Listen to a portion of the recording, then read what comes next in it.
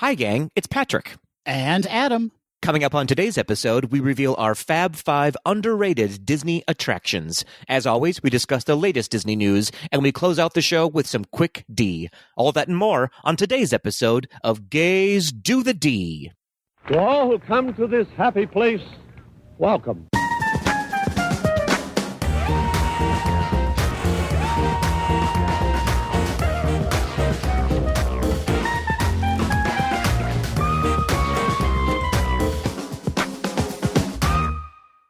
Adam, January Hummel. Patrick, Kazaki. I love that sensation. Honey. Indeed. How are you, Adam, January Hummel? I'm doing quite well. And before I ask you how you're doing, I want all of our Tweedles out there to know that I asked you how you're doing before we started recording. And you said, let's just get to the podcast. America, listen. We're going through some things. As you all know, it's been a rough week. It's psychologically damaging, but we are pulling through. I'm doing the best I can. My moon pod came in the mail, so that's helping, I guess. Thank God your moon pod came. I know everyone has been waiting with anticipation for my moon pod to arrive. And I'll tell you what, this is not sponsored by Moon Pod, but it is the most relaxing thing I've ever experienced in my entire life. When you get up, is there a divot shaped like Patrick in the moon pod? There's not. That's how great this product is. It just goes back to its normal shape because it's science. It's space science. I don't know what it is, but I love it. Space science. It's space science. Oh dear. No, I'm doing as well as I can. How are you doing, Adam? I'm doing quite well. I mean, talk about a repetitive way to start the show, Patrick. It has been another week here in the United States. Yes, it has been another week. That's the only way to say it, really. And I think you all know where we stand on this issue. Yeah, we don't need to go too deep into it, but it's becoming clearer and clearer that we live in two different Americas, that we are split as a nation. It's upsetting, but I hold firm that we can get through this and we can rise above it. We can. And speaking of happier things that happened last week and ways that we rose above it, how about Georgia? How about Georgia? Well done. Georgia, I salute you. Stacey Abrams, you are queen of the world. Stacey Abrams, we also got to point out Latasha Brown. Thank you, Latasha Brown. Even Atlanta Mayor Keisha Lance Bottoms. There's been so many organizers, so many planners, so many voters, Patrick. So many voters. This is why you vote, everybody, because you can change the outcome of the trajectory of the country. This is why you vote. We have our first Democratic senators from Georgia in a very long time. We have our very first Black senator from Georgia. And not only that, we have a young Jewish boy. Basically, he's 33 years old. But it's very exciting. It's what America should look like. When I think about where we were 2 months ago, yeah, and the amount of anxiety I had and the way I feel now, I mean, things obviously are still a mess, but Patrick, we have this very kind of hopeful, uplifting future ahead of us. I feel it. I feel like we've got some serious relief coming, not just emotional relief, but actual relief for people that are struggling right now. That's right. But take note, everybody. Now is not the time to rest. We have to keep this momentum going. The work never stops. And speaking of work, let's do a podcast. Yeah. We are it's a Disney podcast. Is that right? I can't remember. There's a lot of D in our lives. Disney, democracy, donuts. I was just going to say donuts. Donuts, yeah.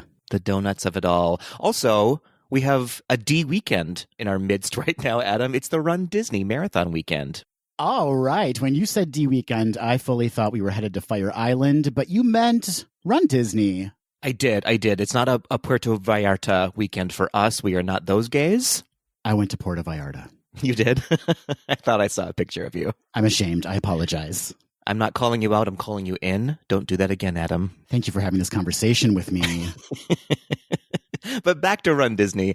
Everybody, congratulations. When this podcast drops, everyone will hopefully have run their marathon weekend runs. If you are a participant, the 5K, the 10K, the half marathon, the full marathon, all 4 of them, whatever you ran, congratulations. And if you didn't run and you just offered emotional and spiritual support, like some of us, congratulations on that too. That's absolutely correct. Absolutely correct. And Kale and I from the Steamboat Willies will be announcing our marathon weekend prize winners later this week. So stay tuned for that. Was there a prize for emotional and spiritual support? You get a wink from me via Zoom, which I just did to you. And that's about it. That's about it. Also a thank you, a huge thank you. You're welcome. You're welcome for that hard work I did. Listen, it's been a draining weekend, so if you got out of bed this week, you are doing a good job. No, but congratulations from me. I was joking. You know, of course, I support the Run Disney community, and I'm so proud of y'all for running, first of all, and not being chased by like a killer or a bear. Like, you're just choosing to run of your own volition, and that is something to be celebrated. Celebrations abound. And talking about celebrations, Patrick, the Taste of Epcot International Festival of the Arts is now open, and it runs through February 22nd. Oh, I wish we were there. Me too. Wouldn't that be nice?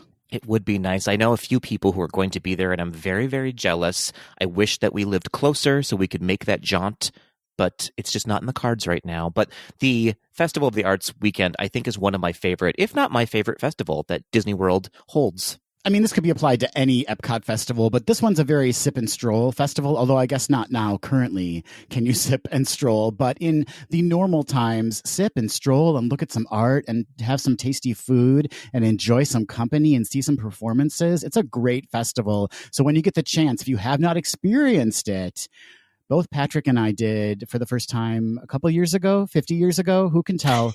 But it was such an enjoyable trip.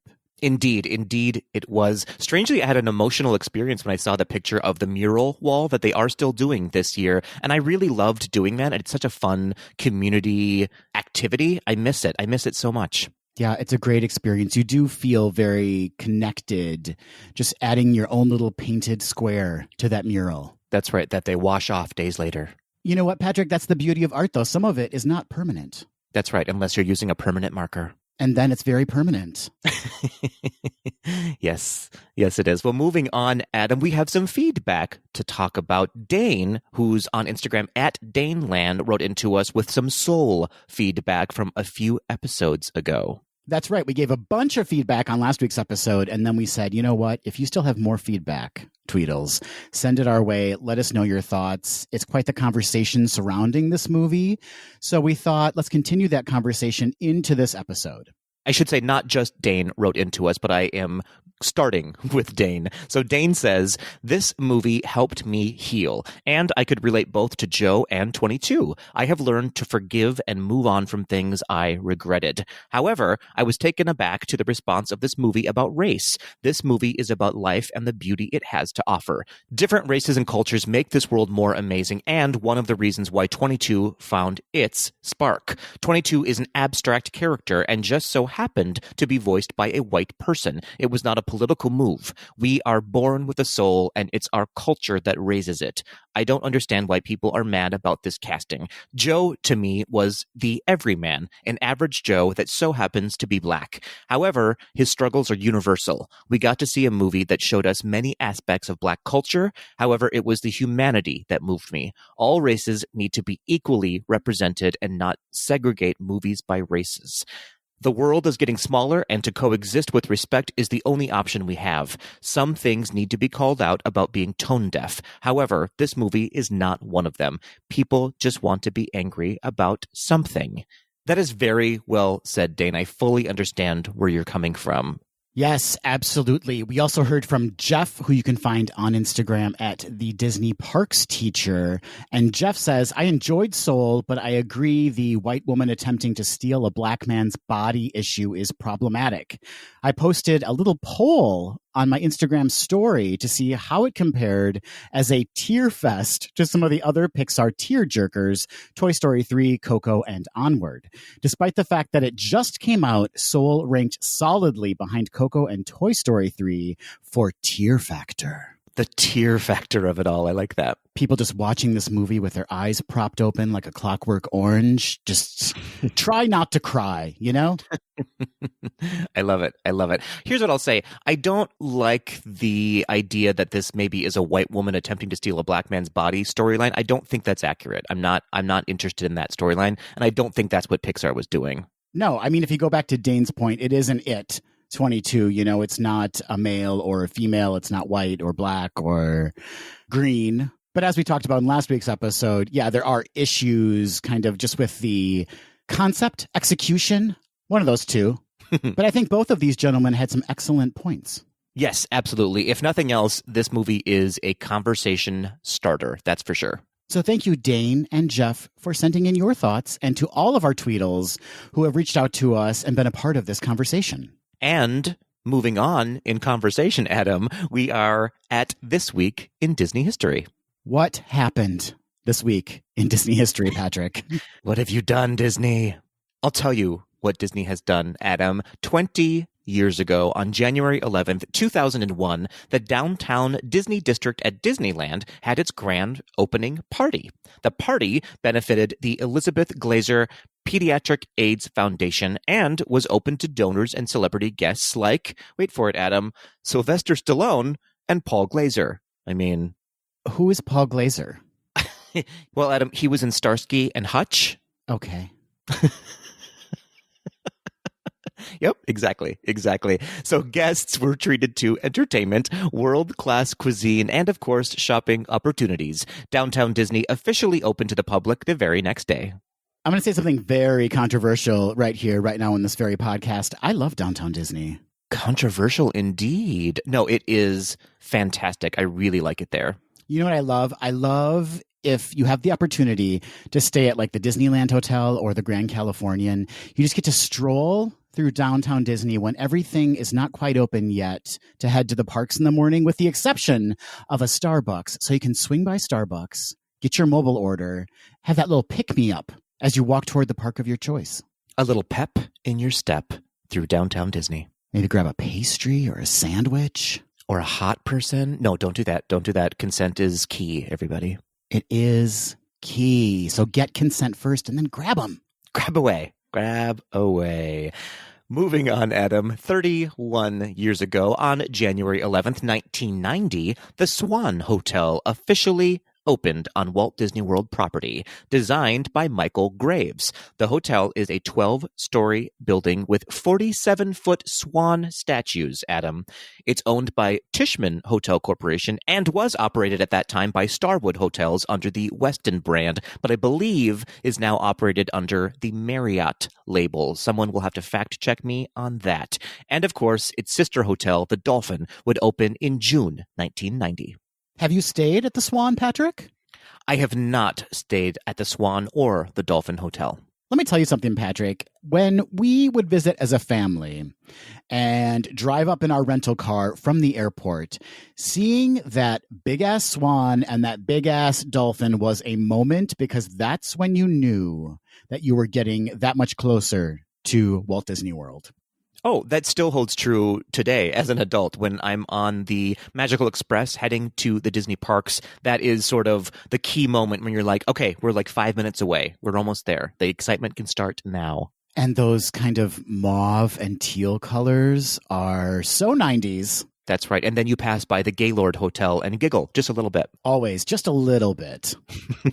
But I would love to experience both the Swan and the Dolphin at some point. Great location. And I believe they've both recently been renovated, or maybe it was just the Dolphin. I can't remember, but you can't beat that location. You can't beat the location. I hear it's absolutely amazing. A lot of conferences go there. I think they have big conference halls. And so not a ton of kids. So if you're there as a single adult or a married adult, I guess, with no kids and don't want to be around kids all the time, that's the place to go. Yeah, just hop on Grindr and see what happens. Oh dear, moving on. 85 years ago, Adam, on January 12th, 1936, author of The Invisible Man and War of the Worlds, H.G. Wells, gave an interview for the New York Times. In it, he referred to Walt Disney as a genius. Now this, keeping in mind, was a full 2 years before Snow White was released, so he saw the genius in Walt Disney very early on. And fun fact, in 1889, H.G. Wells was a teacher at Henley House School, where he taught a 7-year-old named Alan Alexander Milne, who would go on to create Winnie the Pooh under the name A.A. Milne. Thank God this was a portion of This Week in Disney History, because we've gone for weeks, probably months, Patrick, without a mention of Winnie the Pooh in This Week in Disney History. It's true. It's true. I get a little sad when we don't mention Pooh at least once every episode. Wow. What? You know what? Walt Disney was admired and had these collaborations with so many amazing people. I mean, obviously he did. He was renowned worldwide, so he kind of had these connections at his disposal. But it's really amazing that he was so kind of celebrated. That's right. He was revered by top-notch people in the day. I can't wait to meet him someday. Maybe someday soon. It's interesting that he was known for having that knack for recognizing genius, but on the flip side, he was recognized as a genius as well. People saw a spark in him very early on. Do you see that same spark in me? I do not, Adam. Oh, thank you for being honest with me. Quick and honest. That's my motto for 2021. Quick and honest. Think how different my life would have been had my parents and my teachers not been so quick and honest with me. There's a very real chance I would not have dreamed so big as to be recording a podcast in a closet. Everyone's so proud of you, Adam. You have reached your full potential.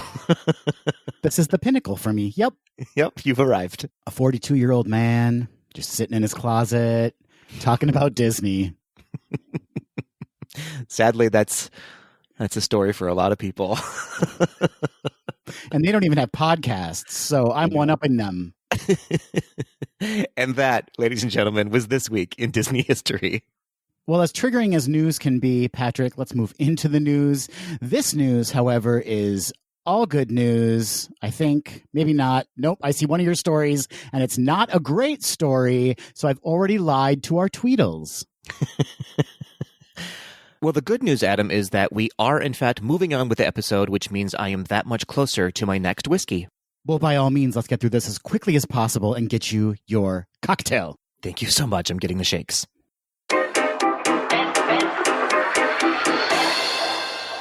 Well, Tweedles, I come bearing not so great parks updates. Please don't kill the messenger, but feel free to feed him whiskey to comfort his own disappointment. On January 24th, Sorcerers will be the next group to be laid off at the Magic Kingdom. That's right, the Sorcerers of the Magic Kingdom interactive game will shut down later this month. The game, which was free to play and included free collector's cards, has been a part of the Magic Kingdom for the past 9 years. Disney hasn't given any specific word on why they have decided to remove the game from the park, but it's possible they needed the extra room for longer queues to accommodate social distancing for possible larger crowds later this year.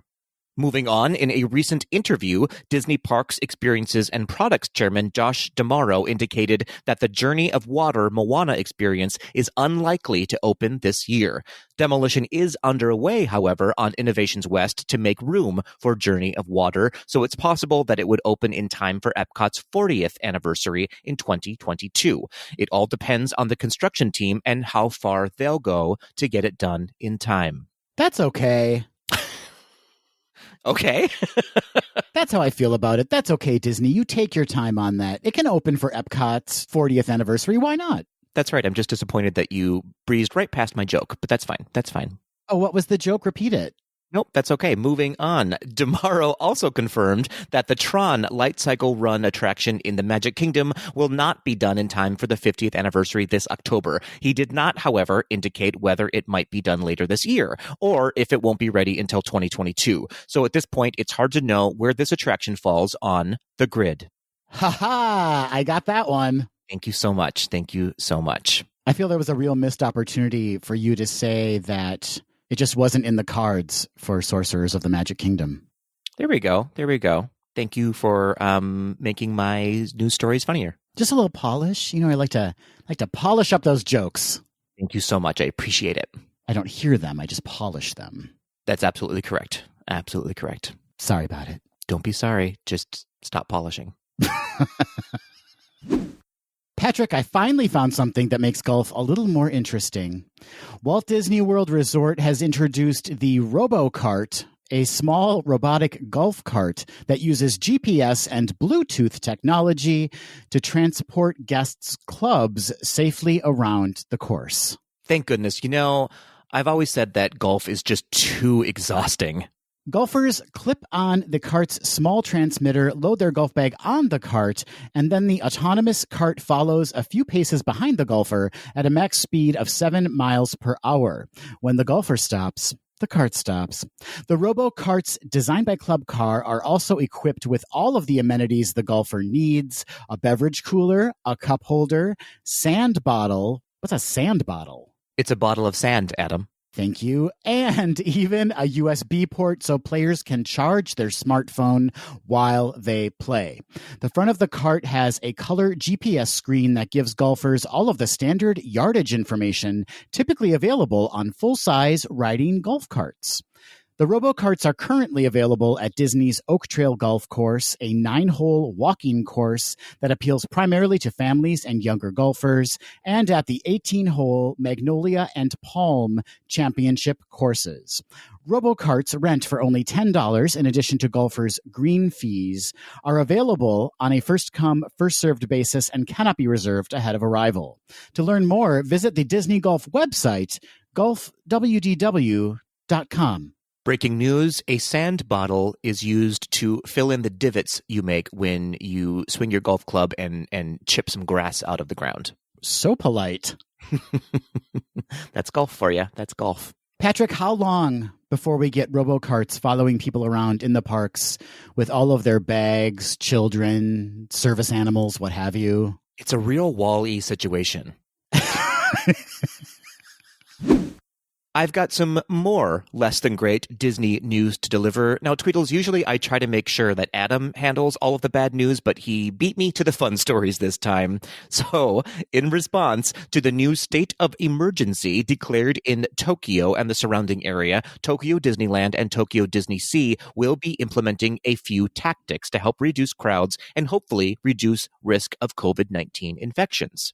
The biggest change is that both parks will reduce capacity to 5,000 guests daily. This is likely the lowest capacity the park has seen since reopening. Back in July, the park had been running at 15% capacity, and most recently, the parks were running at around 65% capacity.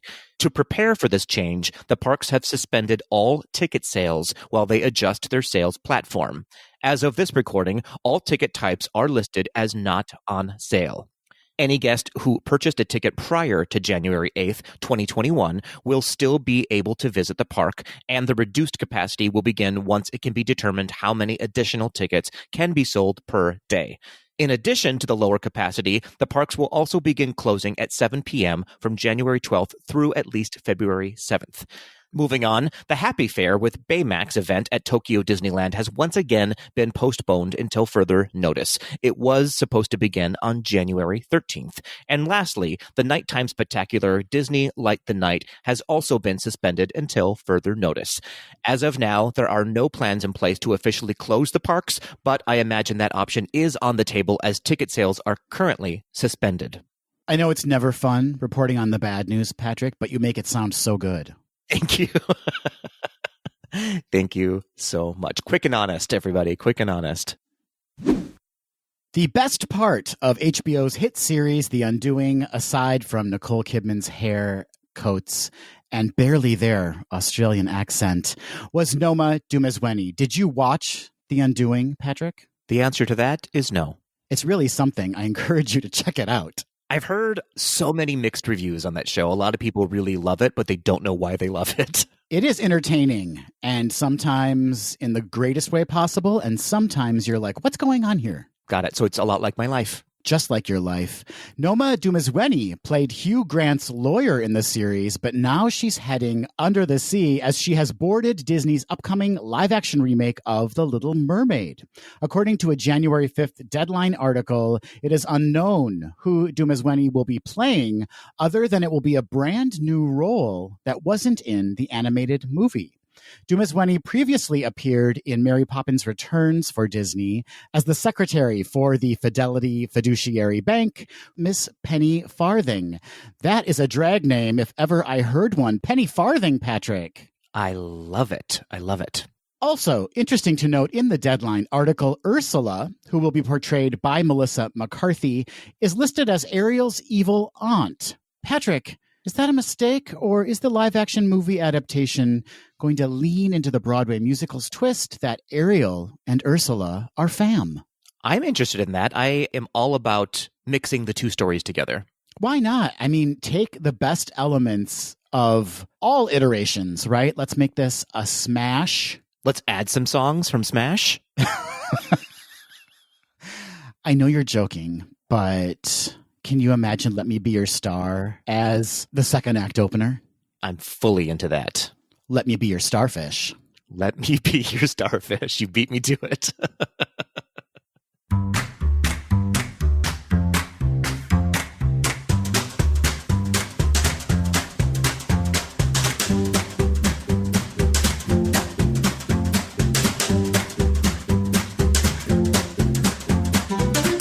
Hey, Adam. Hey, Patrick. You know, I was thinking, I really need to go back to the parks. Are you horny for Disney, baby? Oh, dear. Oh, dear. We've lost all control of this episode already. Does that need to be a thing, Disney horny? I'm so dorny right now. I am upset. I'm upset is what I am now by that. Yeah, but where's the lie? Are you dorny? I am always dorny. I'm at full dorny right now. You have a donor? I do. Where are we? What's happening right now? We must get back into the episode, Adam. Here's what I was talking about. I've been thinking a lot lately about some of my favorite attractions within the Disney parks, the attractions that make me very dorny, and I thought we should do a Fab Five about some of these attractions, Adam. There's two things I love about where you're headed with this. The fact that we get to do a Fab Five list, which are always just so much fun to do, and that we get to talk about Disney attractions. I love it. It's 2021. We need some joy in our lives, but we need a theme, Adam. We need a Fab Five attractions theme. So how's about we talk about our Fab Five underrated Disney attractions? How's about that? How's about it? As we all know, there are many Disney attractions that are not fan favorites, if you will. That's right. I mean, some people have their favorites. Some people are like, why is that your favorite? And some people are like, why are you even going on that? And you're like, hey, you know what? Back off. It's my Disney experience. I'll make it whatever I want. Ooh, you're bringing the heat. I like it. Feeling very emotional right now. But you're right, Patrick. There are the e-ticket attractions, right? That everyone loves, everyone wants to go on. But then there are also those attractions that are underrated, underappreciated, and everybody has their favorite underrated or underappreciated attractions. Indeed they do. In fact, we have 5 of them each. This was a great Fab Five list to put together because it made you realize, first of all, just how many attractions there are when you look at the entire list, but also how many great, smaller, not so in-your-face attractions there are in a Disney park. It's true. I managed to find the joy in some underappreciated Disney attractions. And let's face it, all Disney attractions have some joy in them, except for alien swirling saucers. I appreciate your honesty. Quick and honest, y'all. Quick and honest. This is a great direction you're taking us into the new year. Yeah, let's just get it out there. Patrick hates alien swirling saucers. Absolutely. So what do you say, Adam? Let's dive into our Fab Five underappreciated Disney attractions. I'm happy to dive right in with you. Thank you so much. Would you like to kick us off, Adam? I'd love to. My number 5 choice for Fab Five underrated Disney attractions is Alien Swirling Saucers. No. No, it's not. I'm kidding. Yay. But I did kind of tie together 2 attractions that are very closely related, so sorry about it. Oh, good. You cheated already. Great. It's a Fab Five indeed. My number 5 is a bit of a cheat, but the rest are completely legitimate. Lay it on us. My number 5 choice is the Gorilla Falls Exploration Trail and the Maharaja Jungle Trek in Disney's Animal Kingdom in Disney World. I'll allow it. They are indeed intrinsically connected. And we've talked about these before on the podcast. We're both fans of them. They are self-guided tours that last about 20 to 25 minutes. And what I love about these is that cast members are frequently stationed throughout your walk through the experience so that you can pick up some information that you did not know before. Or if you have any questions, you can ask the cast members. It's a very interactive and fascinating experience. Yes, absolutely. And I encourage you all to strike up conversations with those cast members. They are very knowledgeable, especially in the area that they are working at that day. And they may be single, you know? You never know. You never know. So the Gorilla Falls Exploration Trail opened on April 22nd, 1998. So it is an opening day attraction and part of the Africa section of the park. And it includes native African wildlife, including gorillas. I love the gorillas, hippos, exotic birds, meerkat, and zebra. And on top of viewing all of those incredible animals, Patrick, you also get to learn more about Disney's global conservation efforts to protect those animals and their habitats. That's right. There are like stanchions all over the place with fun facts and information about the animals that you are viewing. And take some time and read those because they are very interesting. And they tell a little story along the way as well. That's right. You kind of get spilled into the Gorilla Falls Exploration Trail when you leave the safari, so it's kind of more of an obvious walkthrough experience, whereas the Maharaja Jungle Trek, you kind of need to seek out a little bit. That opened on March 1st, 1999, and is part of the Animal Kingdom's Asia section of the park, and it includes Asian tigers, gibbons, Komodo dragons, Mayan flying fox, water buffalo, and Patrick, over 50 damn species of birds. That birdhouse is one of my favorite things to walk through. It is simultaneously thrilling and terrifying. You do get dive bombed. You do. And if I may offer a tip, I would say if you can, I realize these are not the big ticket items in Animal Kingdom, but if you have the time, try to experience both of these in the morning when the temps are cooler and the animals will be more active. It's true. It's true. Also, the giant bats are there as well, right? Oh my, yes. Terrifying. They are terrifying, but fascinating to look at. There's a lot of really cool, really gross animals that you'll encounter, particularly on the Maharaja Jungle Trek. I'm thinking about that little room you walk through where you see like the naked mice type creatures, what have you. The mole rats, is that what they are? I don't know. All I know is what God would create those.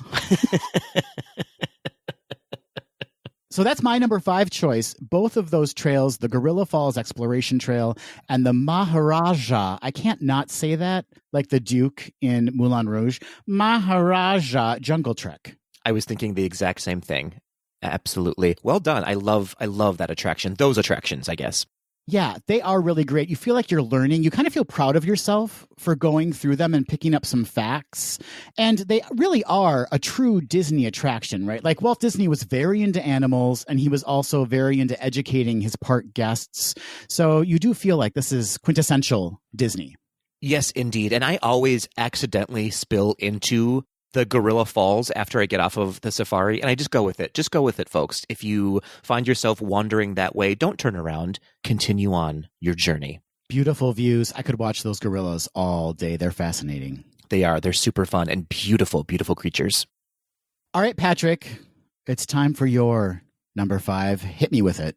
Well, here we go. I am bringing us over to the Magic Kingdom, Adam, for the Swiss Family Treehouse.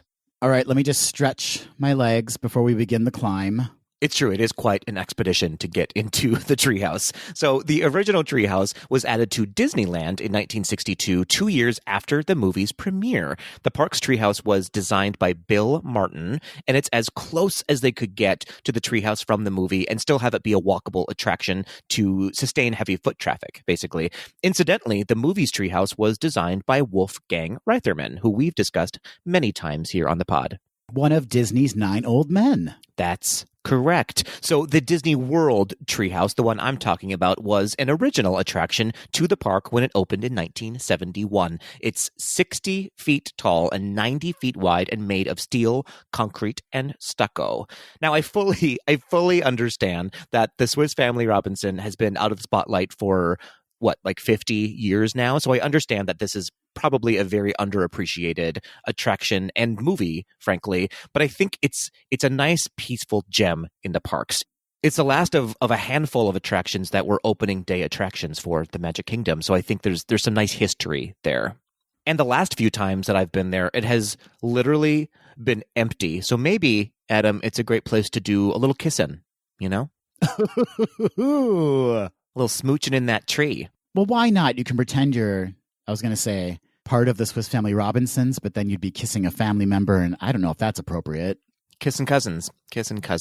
So it's also beautifully designed and detailed, and there's a fun story to follow along as you climb into the treehouse, and it blends in so beautifully with the rest of the foliage around it. Even though it's 100% fabricated, it looks authentic and real. It does. In fact, it blends in so well that I frequently just walk right by it and don't even realize it's there. And it's huge. So the fact that I pay no attention to it, that is a true testament to its design. That's a fact. You and almost everyone else in the park walk right by the treehouse without exploring it. And I implore you, next time you're in the parks, to go into the treehouse, assuming it's available right now. I think it's probably hard to socially distance yourself while you're in the treehouse, but at the top, there's a very beautiful, specific view of the castle that you have to experience. I don't think I've been in it since I was a kid, Patrick. Well, time to change that when you go back to the parks. You're right. And we should say the Disneyland version has since been changed to Tarzan's treehouse. It's true. I haven't been in that one. We didn't go into it last time we were there. I know, missed opportunity. Next time. In particular, a missed opportunity if Tarzan was actually up there. I mean, I would climb that tree so fast. You're not talking about the literal tree anymore, are you? I'm not. I would do a lot of swinging. Okay, I'm going to move on to Save Us. I think it's best. Time to save us from ourselves. Let's head on over to Epcot, Patrick, for my number 4, Fab Five, underrated Disney attraction. And I'm going to take us into Impressions de France. Ooh, I have never seen this. Because it's underrated, Patrick. Indeed it is. Or maybe by the time we reach France, we're just too drunk. Who can say? Both are true. Both are absolutely true. So Impressions de France is in, oddly enough, the France Pavilion in Epcot's World Showcase in Disney World. It is an 18-minute film showcasing the grandeur, charm, and romance of one of Europe's most enchanting countries, projected on 5 adjacent screens, giving 200-degree coverage. And unlike China and Canada's Circle Vision films, we are seated when we watch Impressions de France, and you don't have to spin the entire film to see the entire thing. So take note, if you have had cocktails and are already spinning, you won't make yourself sick. Impressions de France opened on October 1st, 1982. That makes it an opening day attraction in Epcot. In the film, guests get to ride along with horsemen and hunting dogs.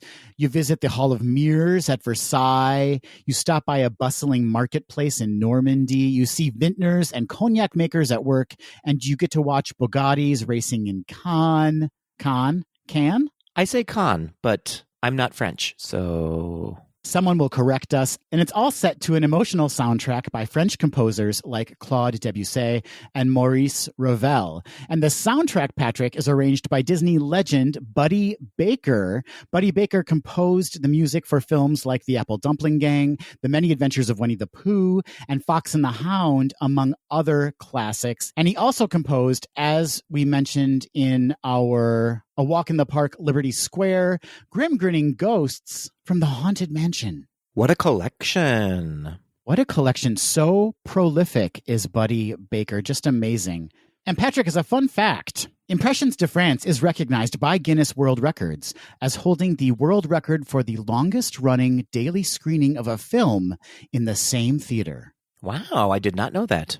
So yeah, Patrick, I encourage you to check this out. It is really beautiful. I mean, how could it not be? The cinematography is gorgeous, and paired with the music, like music that you may not know the composers for the music, but you definitely know the songs. It's just a gorgeous experience. Is it dated? Yeah, it's dated, but it still looks fantastic and sounds fantastic.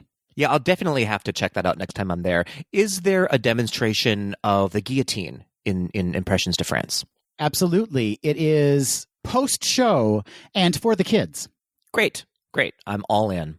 There's actually a pair of mini ears you can buy in the France Pavilion, and the ears are Marie Antoinette's head.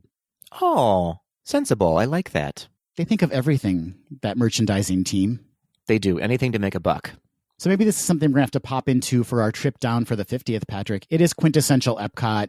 You get to learn something and at the same time have this kind of very emotional and exciting experience. I like it. I'm all in for that. And you can also experience the new Beauty and the Beast show in that same theater. You can indeed. Well done, Adam. That is a fantastic, underrated attraction. Thank you. What is your number 4? Well, I am going to keep us in Epcot, Adam, and I'm going to present to you Journey into Imagination with Figment. Now, before I start, Adam, I know you're going to want to comment on how much you liked the ride before they changed it. So would you like to get that out of the way now? I'm going to take the high road on this one, Patrick, but I will say that the original iteration of the ride was much better than what's there now. That was not the high road. That was exactly what I thought you were going to do. So here we are. That was the middle road. Nope. That was the low road, Adam. That was the low road. That was the low road. There it is. So the current Journey into Imagination with Figment is now the third installment of this ride. The original, as Adam is always keen to let people know, was called Journey into Imagination and did include Figment along with the Dreamfinder. The next iteration was Journey into Your Imagination, which eliminated the Dreamfinder and included Eric Idle as Dr. Nigel Channing. This version was very similar to what's there now, but with a lot less Figment, and fans were upset about that. So they revamped it once again, and the current version was introduced in 2002 with a lot of Figment. Now, I love this ride because it pulls from the scientist-focused live-action movies like Flubber and Honey, I Shrunk the Kids, which I loved as a child, and it incorporates, as I said, tons and tons of Figment. So there's a fun mix of science meets imagination happening, and there's some simple but really fun special effects. There's the Sherman Brothers song, One Little Spark, and of course, one of my favorite characters, I'll say it 1,000 times, Figment, which is why I love this ride. I will say that it could use an update. I think they should actually stay on course with the science and imagination mix and find a better way to explain that one doesn't have to exist without the other, if that makes sense. In fact, some of our greatest inventions come from thinking outside the box. So I feel like that storyline, if they can find a way to just hone in on that storyline, is exactly what Epcot is all about, which would make this a key attraction, I think, in Epcot. You know one way they could do that? Make it the old version. Go back to the original attraction, baby. Okay. But that didn't really focus on science, though, right? It focused on science. It focused on the arts. It focused on more of like a general learning kind of big picture as opposed to just science. Oh, I guess I've never seen it, so I do not know. But this is a great choice, Patrick. I understand why you love it, and I appreciate the attempt. Okay, this is the point where Adam tells me I'm wrong. So here we go. Not at all. No. Not at all. No, this is a ride that exists, and I understand why people are so drawn to it. In particular, the attachment to Figment, which I can absolutely get on board with. That took a lot of effort from you, Adam, to acknowledge my love of Figment and this ride. No, I totally agree with your love of Figment. I am right there with you, buddy. Okay, we should move on before Adam finds yet another way to tell me why I'm wrong. Oh, don't worry. We'll get there. We'll get there. Indeed, indeed. No, but before we move on, I just want to validate your choice. I think it's a very, very smart choice. Thank you. And speaking of smart choices. Okay. I'm going to take us over to Disneyland, Patrick. Interesting. Another attraction we've mentioned on the podcast before. My number 3 choice for Fab Five underrated attractions is the Sleeping Beauty Castle walkthrough. Excellent choice. Perhaps underrated because if you were a newcomer to Disneyland, you may not even know it's there. As I mentioned, it's in Disneyland Park. And while Sleeping Beauty Castle itself opened on July 17th, 1955, along with Disneyland, the walkthrough originally opened on April 29th, 1957, to preview the upcoming 1959 movie, Sleeping Beauty. It closed for most of the decade after 9/11 and reopened in November 2008 with the new dioramas that you see today in the experience. In this version, there are animated scenes, interactive elements, and Pepper's ghost projection effects as we see in the Haunted Mansion. And Patrick, both you and I think, feel strongly that this is a really great experience and should not be missed if you have the time in Disneyland, because it really is a very unique experience to walk through the castle and see these little vignettes from the movie that are so cleverly built and animated. Yeah, it's designed so that it feels like you're literally walking through the storybook.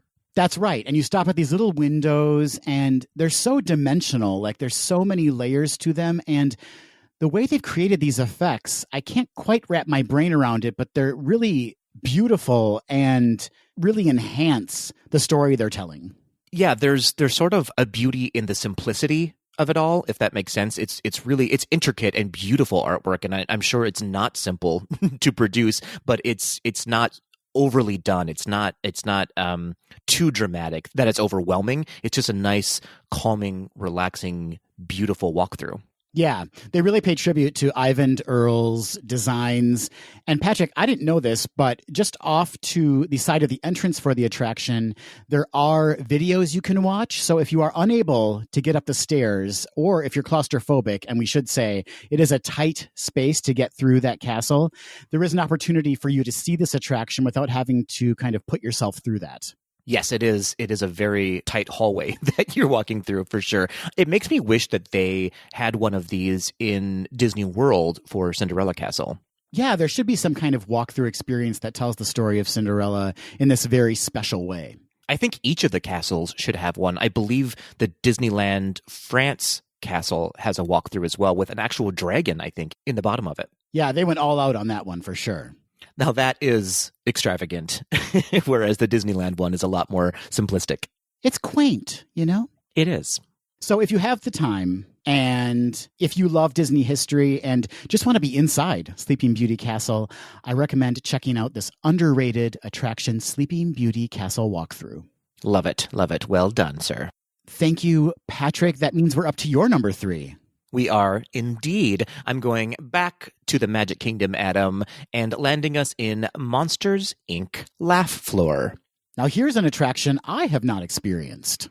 And you, my friend, are missing out. So unfortunately, this attraction is currently closed because it is a show that uses live actors and it's sat theater style. Though I do feel like it could easily make a comeback if Disney figures out its contract with Actors Equity. So this attraction opened in 2007, which strangely is kind of recent when it comes to a Magic Kingdom attraction. It's in Tomorrowland in the Magic Kingdom, but I feel like it would be served better if they moved it over to Hollywood Studios. That's a great point. It does feel like it would be better suited there. I think so. So basically, it's a comedy club starring the characters from Monsters, Inc. and Monsters University, hosted by Mike Wazowski and Roz. So it's basically a digital show. You're watching a screen with these monsters on stage who are doing stand-up comedy, and they're voiced by live comedians backstage who are able to make the monsters move, and they can fully see the audience, so they can talk directly to people. The effects are amazing. It's absolutely outstanding to watch. And I'll tell you what, the comedians are really good. You can tell that they are 100% professional and likely do more R-rated sets at actual comedy clubs, but what they do here is super funny, and I'll say it's not easy to get an entire audience laughing using G-rated Disney humor. They should do an after-hours adult-only overlay. Oh my gosh, I would absolutely love that. Maybe if they put it in downtown Disney. Disney would never, but it's just an idea. Disney, we're tossing it out there. We're tossing it out there if you're listening. So strangely, it's not a very popular attraction. You never really have to wait to go in. The only wait is waiting for the next show to get out.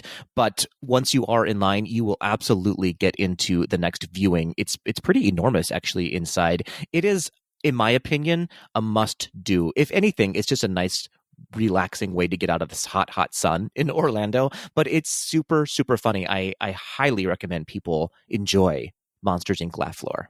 I'm going to have to check it out. You've mentioned it several times over the course of our, 2.5 years of doing this now, and I still haven't had the chance to do it. So on our next trip, it is a must do for me. For sure. And if you're a fan of Monsters, Inc., there's tons of Easter eggs, and it has won some awards for its technical achievements. All right. I'm sold on it. Stop selling me. Adam, go to Monsters, Inc. Laugh Floor. Gosh, just do it. You know what? I think I am going to check out Monsters, Inc. Laugh Floor. Oh, good. Good for you. But not before I talk about my number 2 choice for Fab Five underrated attractions. I'm sticking around in Disneyland, and I'm going to talk about the Disneyland Railroad. Ooh. Now, I'm not a railroad guy, Patrick. Okay. Do you ride the rails? Every day. Every single day. I'm not super into trains or anything like that, but I find the Disneyland Railroad in Disneyland so charming, and the things you see along the way, the views it offers, and the full experience makes it a must-do, in my opinion. It is an opening day attraction. It opened on July 17th, 1955. The full experience, if you do a Grand Circle tour, it's 18 minutes, and you are aboard an authentic steam-powered train. There are 5 meticulously restored working narrow-gauge engines named after American locomotive legends that are part of the Disneyland Railroad. The lone exception is the Ward Kimball, named after the Disney legend, Imagineer, and animator, who we covered back in episode 99. So check that out. Ward Kimball loved trains, and he kind of fostered a love for trains in Walt Disney as well. Trains are scheduled to arrive every 5 to 10 minutes at most times throughout the day and travel clockwise around the park. And the stations are located in 4 convenient areas: Main Street, USA, obviously, New Orleans Square, Mickey's Toontown, and Tomorrowland. Hot tip, Patrick, the Main Street and Tomorrowland stations are usually the least congested boarding points. Interesting. I wonder why that is. I know, the Main Street, you'd think that would be the most, but it's not. You would think. I wonder if it's because people take the train to leave the park as opposed to getting on the train when they enter the park. That's an excellent point. They're so focused on where they need to get, they're just ready to walk and just completely bypass the Main Street station. Exactly. And a highlight for me, one of the reasons I love this attraction so much, is that between the Tomorrowland and Main Street USA stations, you get to experience 2 of Walt Disney's legendary dioramas, the Grand Canyon and Primeval World, Land of the Dinosaurs. The Grand Canyon diorama was added on March 31st, 1958. It features a foreground with several lifelike animals, a background painted by artist Delmer J. Yoakum on a single piece of seamless canvas measuring 306 feet, and musical accompaniment from Grand Canyon Suite. It's located inside a tunnel and cost over $367,000 and took 80,000 labor hours to construct. And then, as I mentioned, also included as part of that tunnel is Primeval World, Land of the Dinosaurs, which features audio animatronic dinosaurs from Ford's Magic Skyway, one of the attractions created by Disney for the 1964 New York World's Fair, and they were incorporated into the diorama in 1966. And Patrick, As much as I love the dinosaurs, there is a sound effect that occurs that makes me poop my pants every time I go through that portion of the tunnel. Okay. When am I going to learn? When am I going to learn that sound effect is coming up and I should just prepare myself for it? Never. The answer is never. No spoilers. I'm not going to tell you what it is, but you will know when it happens. Patrick, I love the opportunity this attraction gives guests for some really beautiful, really unique views of Disneyland. Absolutely. It offers some great views. It's not very long. It's very relaxing. And I love that dinosaur scene. I believe at least one of the snippets from it was inspired from Fantasia. And Patrick, if there's anyone out there who is a fan of Universe of Energy and Ellen's Energy Adventure, you will love the dinosaur diorama because it is very similar to that experience. And it gives you a little bit of a trip to the past, to that classic Epcot attraction. Exactly. It's very nostalgic in the design of it, for sure. And there's no bad seat on the entire train. All of the seats face one direction. They face looking into the park, and you're kind of seated on tiers. So there's no bad view. It's just a great chance to take a break and take a little trip around the entirety of Disneyland Park. True story. True story. Well, let's just stay on the train then, Patrick, and chew our way into your number 2. So clever. We are journeying back to the Magic Kingdom, Adam, because apparently all of Magic Kingdom is underappreciated, according to me. Not many people even know about the Magic Kingdom, Patrick. It's a hidden gem. It's a real hidden gem. I am now going to talk about the Country Bear Jamboree. We love bears. We do love bears. We do love bears, but I'm specifically talking about the Country Bears, which is an original attraction to Disney World and one of very few that started in Disney World and not in Disneyland. It's got some heavy hitter Imagineers behind it. I'm talking about Mark Davis, X Atencio, and George Bruns. And drawings and concepts for the bear characters are one of the last things that Walt Disney saw before he passed away. So it really has this rich and remarkable history to it. I'm kicking myself because I cannot remember the name of the ski lodge, but these concepts were designed for the ski lodge that Disney kind of had as a dream of his. That's right. We talked all about this when we did a walk in the park of the Magic Kingdom many episodes ago. So go back and listen to that.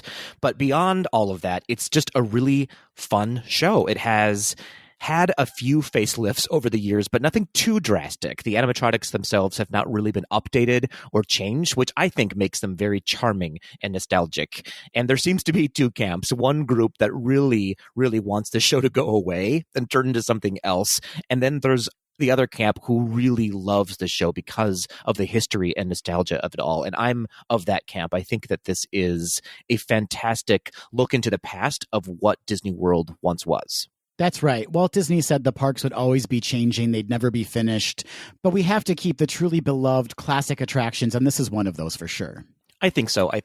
That said, though, I wouldn't mind a little bit of an update to it. I think the sound system needs a little help. They have tried to remaster it over the years, but it's still a little glitchy, I think, in my ears anyways. And I wouldn't even hate a re-recording of the songs, maybe with a whole new cast, keeping the songs as they are, maybe add a few more. But other than that, I wouldn't want to see this touched too much, you know? Yeah, why not throw some work to some voice actors who can kind of replicate the sound that's already there, and let's beef up that soundtrack. For sure. And here's what I'll say. I feel like these characters themselves, the Country Bears, could make a comeback, I feel like, in a Disney Plus cartoon, maybe. I think there's something about using Southern backwoods characters that Disney could spin to make them a little charming and maybe more evolved. Certainly here in the United States, there's let's say, a preconceived notion of that sort of deep Southern country persona. And as of late, it's probably a fair assessment. But I think it would be interesting to maybe figure out how to turn these characters and instill a better messaging around that genre. I love that idea. I think a Disney Plus series, an animated series, would be a great way to kind of revive enthusiasm for this attraction. Not only for this attraction, but just for like country music and for that sort of Southern mentality that gets a bad rap. And like I said, rightfully so sometimes, it could be some interesting messaging that Disney could have. Plenty of good ideas for Disney coming out of this episode. I hope they're listening. I hope you're listening, Disney. I know you are. So Country Bear Jamboree, everybody, give it a second look.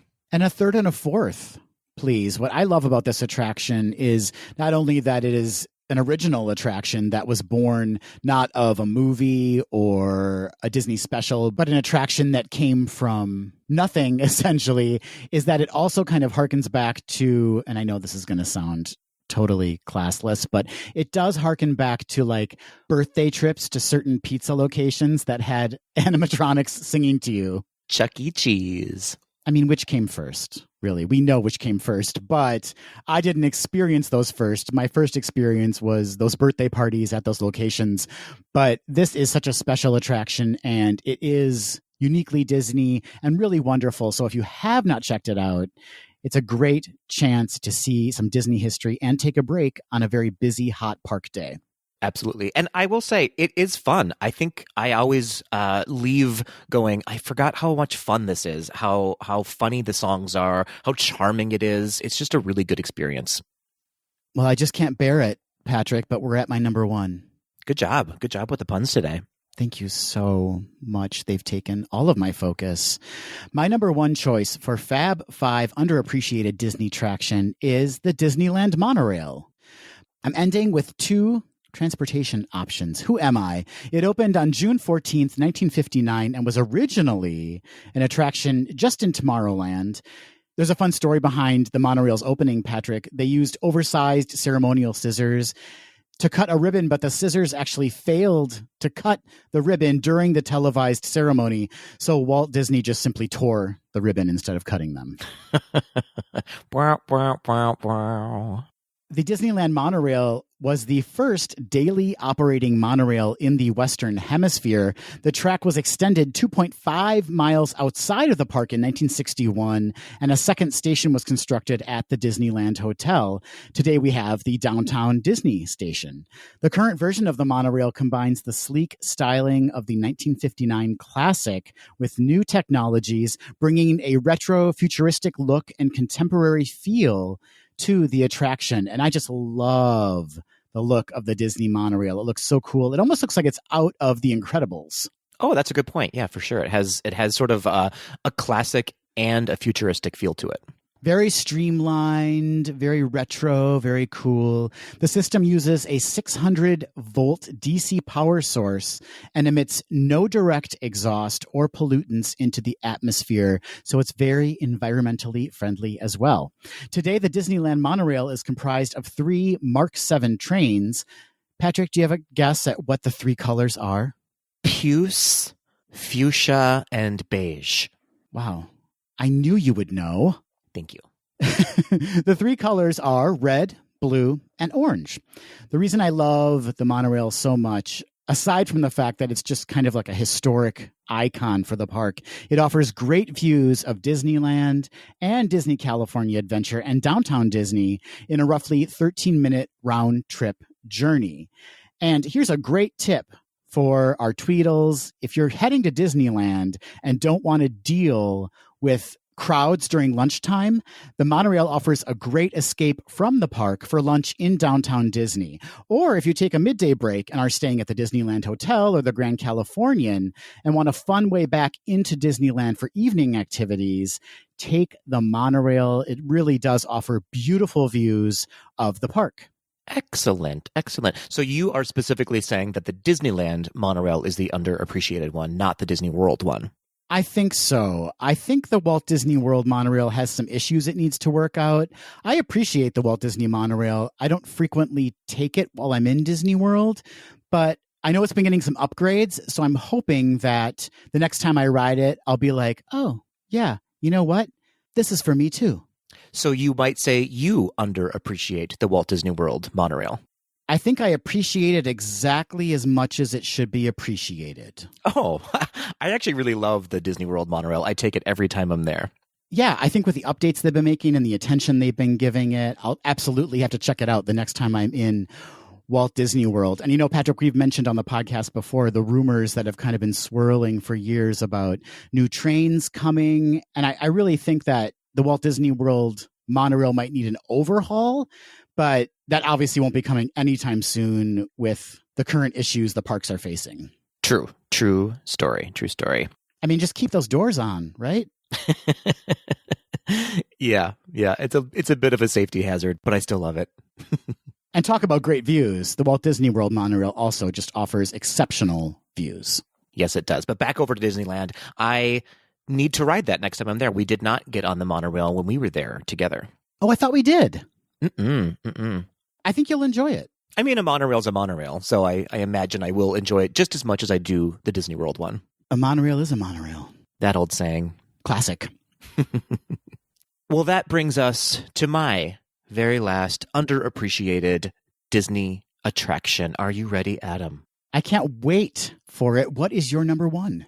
Now, bear with me, folks. Though this is a popular attraction, I feel like it gets rated poorly. And I implore you all to take another look at the Navi River Journey.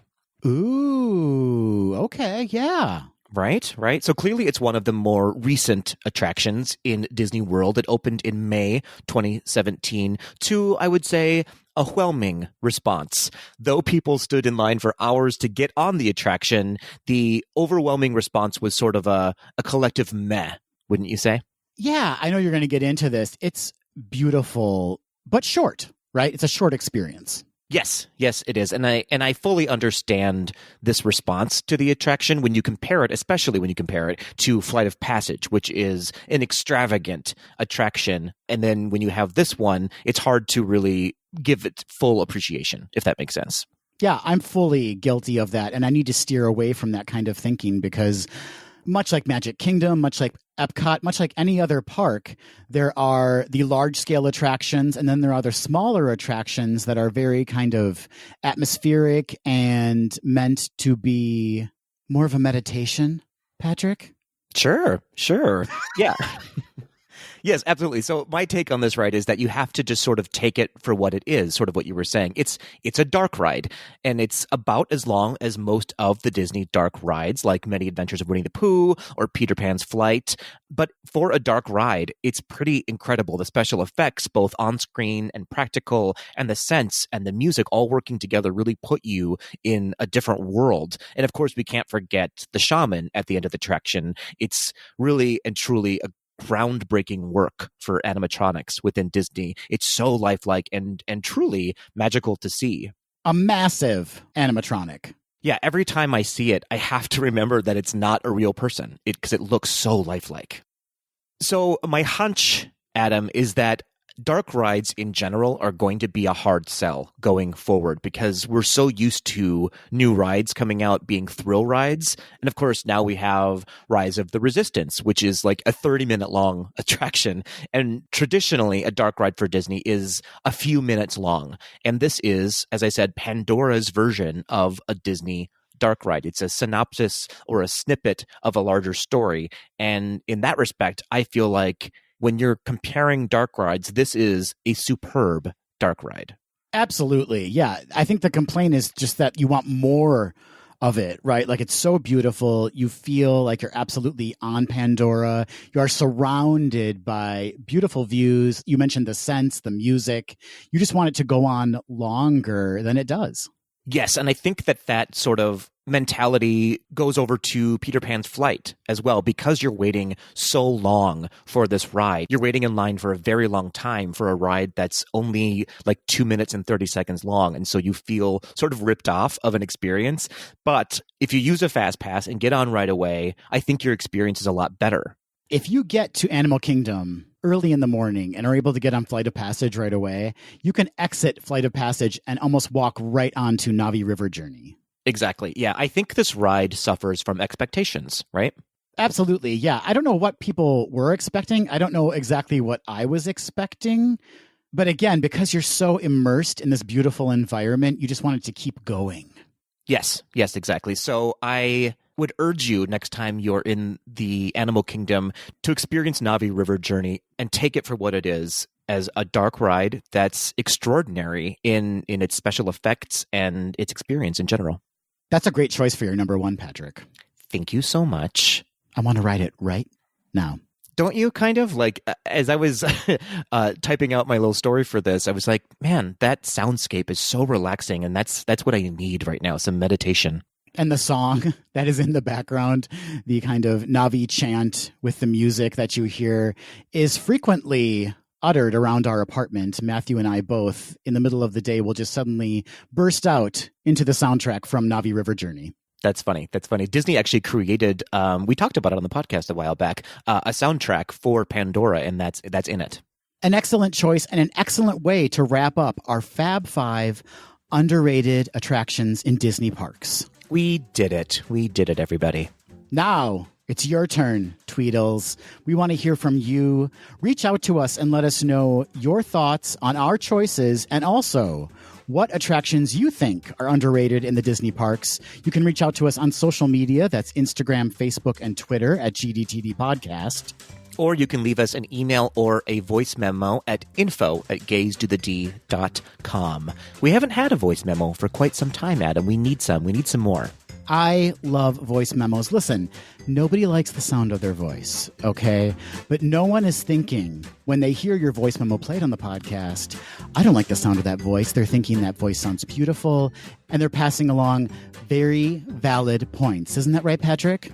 That is correct. And let's be clear, nobody sounds worse than we do. Yeah. Imagine how your voice will sound compared to our whiny, gross, nasally Midwestern messes. That's right. Your voice is Flight of Passage, and our voice is the Navi River Journey.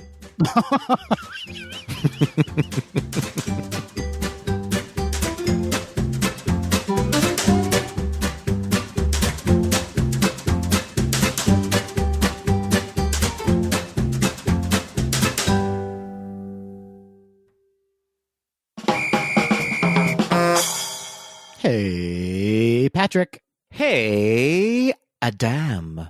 We've reached the end of this episode, and that means it's time for Quick D.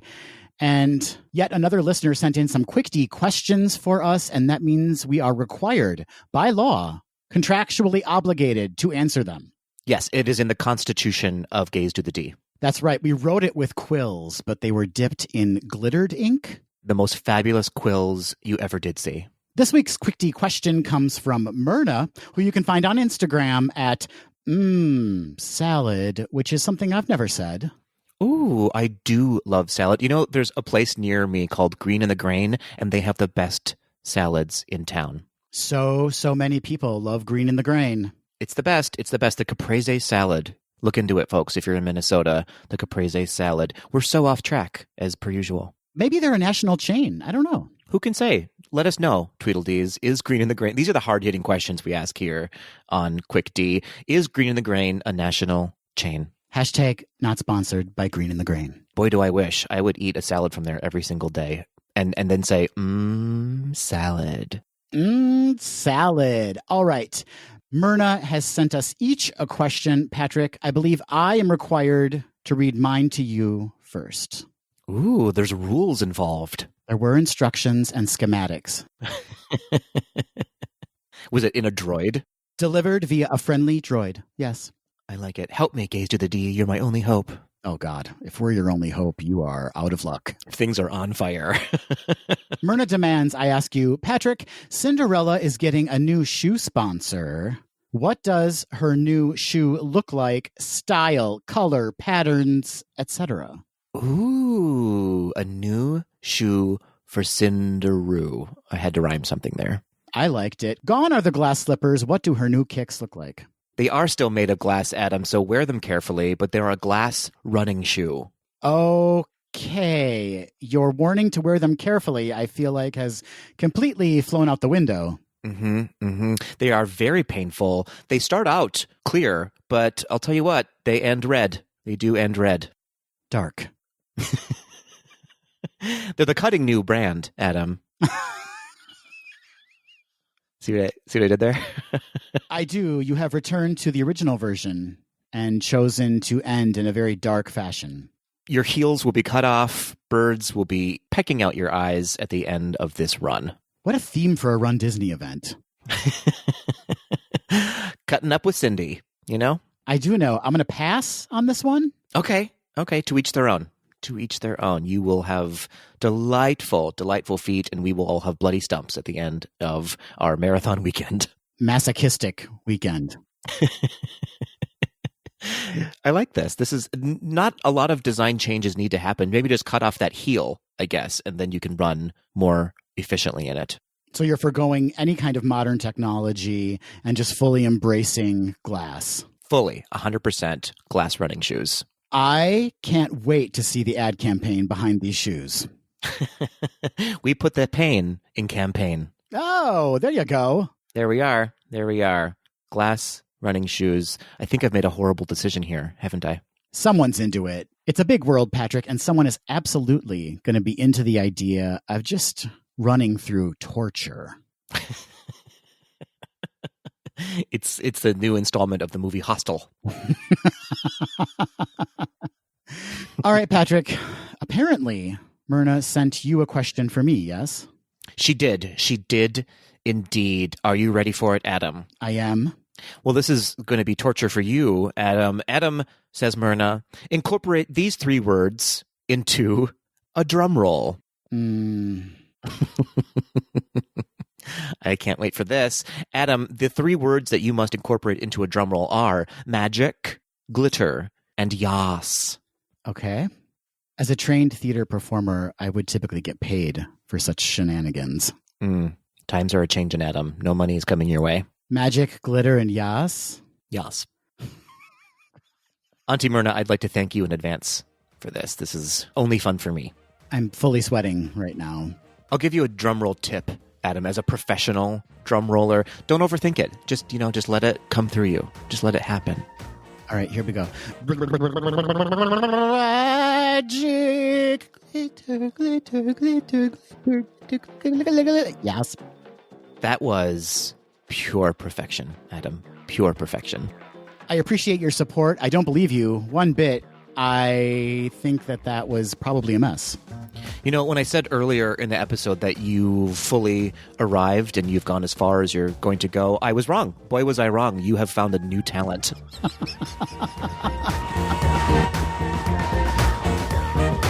That will do it for this episode of Gays Do the D. Thanks for listening. To become a patron of the podcast, visit our website at gaysdothed.com/donate.